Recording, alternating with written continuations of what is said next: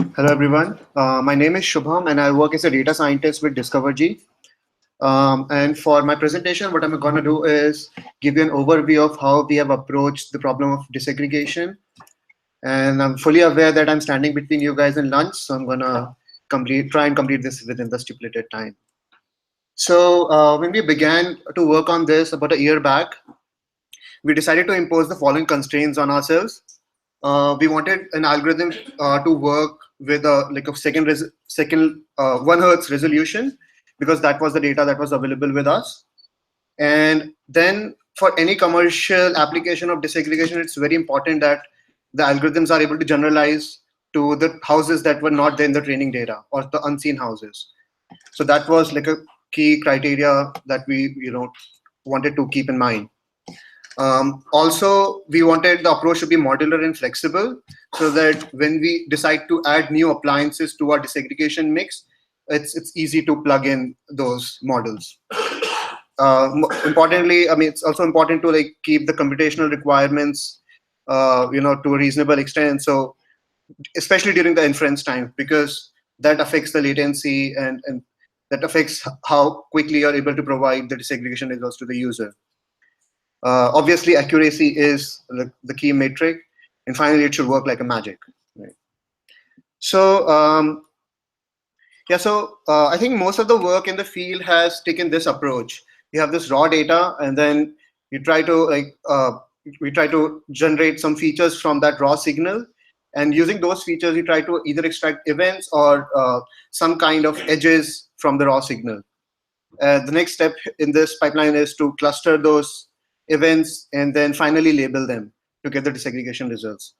Now, this is a multi-step process, and you can optimize each of these steps, but still it's hard to like optimize for the final goal, which is the metric for the like accuracy for the final disaggregation results, right? I think yesterday we saw in the presentation that labeling was a key problem, and it affected the accuracy to a large extent.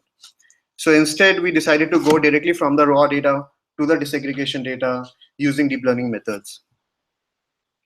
So a lot of the inspiration from this work comes from the successes deep learning methods have had in the domain of image detection and localization. So people in the computer vision community have been asking the question, where's the dog in the image, right? If it is there. And we are asking the question, where's the washing machine in the signal, if it is there. Also, a lot of problems that affect the accuracy and the performance of the algorithms are similar. To give you an example for that, we have a lot of background clutter in our signal, right? And that can make it hard to identify the signature of the appliance that we are looking for. We also have the problem of occlusion, wherein like some other appliance can come on while so two appliances can come on together and occlude each other, making it much harder to identify the device we're looking for. And obviously, then we have this intra-class variation, right? Each appliance has different modes of running, and then each household has a different make. So we want to be able to identify all the different kinds of washing machines, not just in person X's house. So that I think is very important. So I think here I explain a bit more about the scheme that we used. So we take this input signal and then we train a device-specific classifier. So we have a classifier for each of the appliances that we want to disaggregate. And I think this slide goes slightly further. So you'll see on the slide that just a second, let me So you see on the slide here that we have this fixed size input window that we feed into the neural networks and try to predict the start time, the end time, and the mean power of the appliance that we are concerned with. So this is essentially like drawing a bounding box around the activation or the run cycle of that appliance. Using this approach, we can answer a lot of questions. So we can answer questions like how many times the device was operated and at what times, right? We can also answer questions like how much energy was consumed in each activation or each run. So I think that is pretty useful for the cases, for the information that we want to provide to our users. In our case, so now deep is a relative term. So in our case, we use so like about 15 to 20 layers in our networks, and sometimes it can go beyond that. Um, okay, so as in the beginning, I mentioned that generalization was a key metric for us, and I'm just going to illustrate that here with an example with for washing machine, but we saw similar results for other appliances as well. So I'm reporting like certain metrics here for training data, validation set, and the test set. And what you'll notice here is that though the performance decreases, so the error increases when you go from train to validation, the difference is not huge. And it's consistent across whether it's relative error or the classification errors. Um, and again, then we go to the test set, the performance does decrease, but I think we can live with that. Surprisingly, the error decreases drastically for the mean absolute error, and probably the training uh, set had much more difficult example than our test set. Also, I think mean absolute error is a very unstable metric because only one example can like usually affect it. So we saw that we were getting good results and good performance with our approach, and it only made sense to understand like what is happening under the hood and to really find the edge cases and try to break and try to see where the model breaks, right? So I think from the common sense we know that no matter what the baseline of a particular household is, if a washing machine was running, the predicted energy for that particular run should remain the same. So it doesn't matter if other appliances were running or not, right? So to test this, what I did was that we took the validation set, we added a baseline, randomly chosen baseline to our input examples, got the predictions and calculated the error on those predictions. And I repeat this for like different levels of baseline. Now you would expect that the errors would remain flat even if you increase the baseline. Well, that was not in fact the case. So the curve in the blue shows you that the error increases as we increase the baseline for our input examples.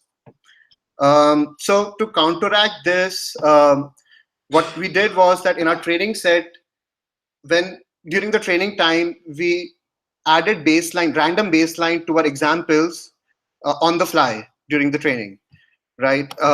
And then we saw improved performance. So the curve in the green is for the models which were trained with the data augmented up till like 780 watts. And here you see that it remains invariant to the baseline up till about 1000 watts or something. And then when we go further and try to add noise up till about 1500 watts, it again remains invariant up till around 2500 watts, and then the performance starts getting affected again. But still, it's much better than doing anything without data augmentation. So I think if we try to really look for the edge cases and try to find where the model is getting wrong, we can augment the data that we have and improve the performance of the models. Another important property, it's not a property, but you would expect that it doesn't matter where a particular appliance is in the input window, right? Till the time that the entire activation of that particular appliance is contained within the input window, the predicted energy should be the same. And that's what we in fact see here. So in these curves, I've shifted the appliance towards the left and got the predictions for each of those examples.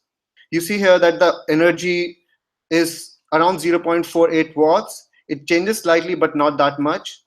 But once only a part of the signal is there in the input window, the predicted energy decreases drastically. Thus confirming the intuitive understanding of it.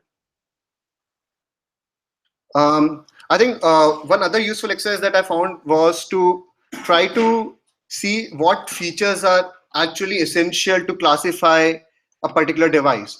So typically, the way washing machine operates is that you have this heating cycle followed by the motor runs, right? And I at least expected that both those features would be important to classify something as the washing machine. So to test that hypothesis, what I did here was that I occluded a part of the signal and tried to get the prediction for the remaining signal. I think a video will do much better than me in explaining this. So let me just go here. So basically, this is the window, the occlusion window that I'm shifting over the entire signal. And the box in the red is the prediction box that we're trying to get. Let me just play this.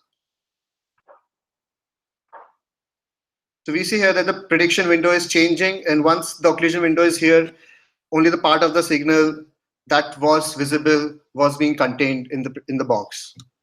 And this is also visible in the energy that was predicted. So we see a drastic decrease in the predicted energy once the major part of the signal was under the window.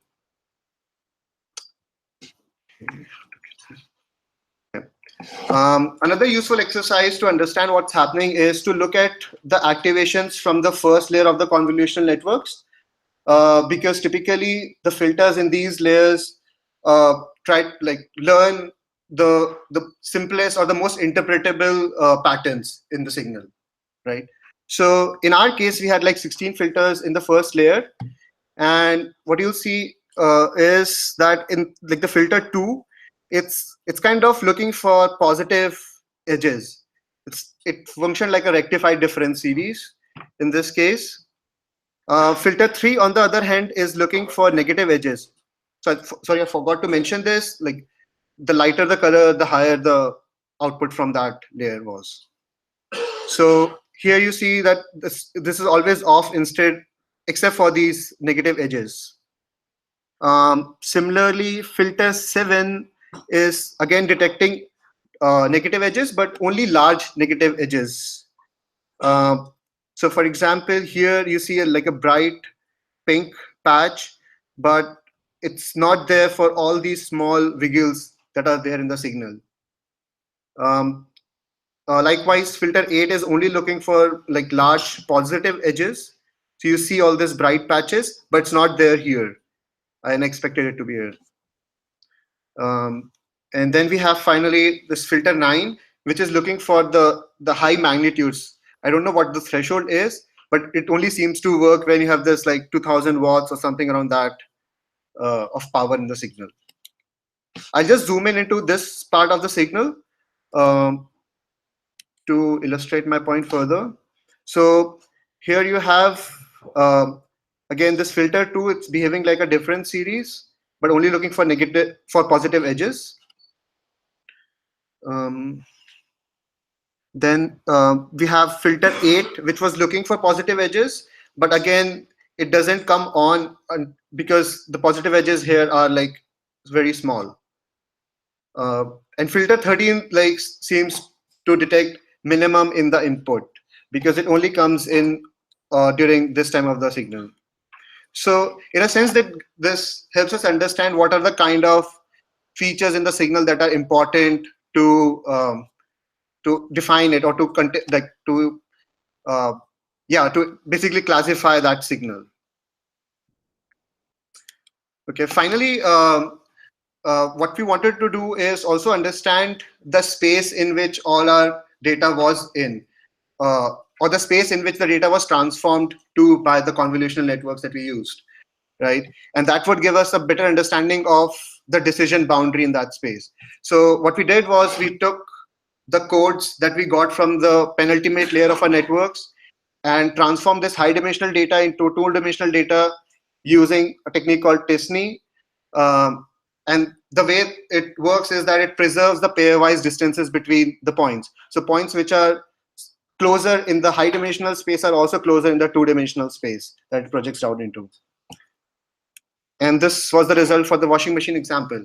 So here you see that all the examples, all the input windows that didn't have a washing machine are like clearly clustered together, whereas all the ones which had a washing machine are like clearly separated from them. We do have certain false examples here, but I think you cannot do it perfect. And the color in this diagram represents the energy of the washing machine in each input window. So again, we see a lot of bright patches here, indicating that a lot of washing machines which consume like most power are in this part of the diagram. So I think uh, that is what I had for the on the visualization front. I think during this work, like there were some of the challenges that we face, and that's what we want to work on going further and maybe discuss with you guys.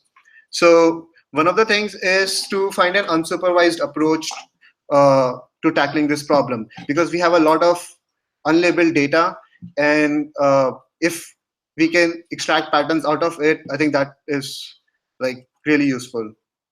Also, as you might have noticed that here we are training appliance specific models, and those are used across houses or across the customers. Now we want to be able to tweak the predictions from each of these models according to a particular user. And so that's one of the next steps that we will be working on. And finally, we want to incorporate user feedback so that when user tells us, no, this was not a washing machine, I was not even at the home. So we want to be able to incorporate that feedback into improving our models. So that's it. Thank you. And if you have any questions.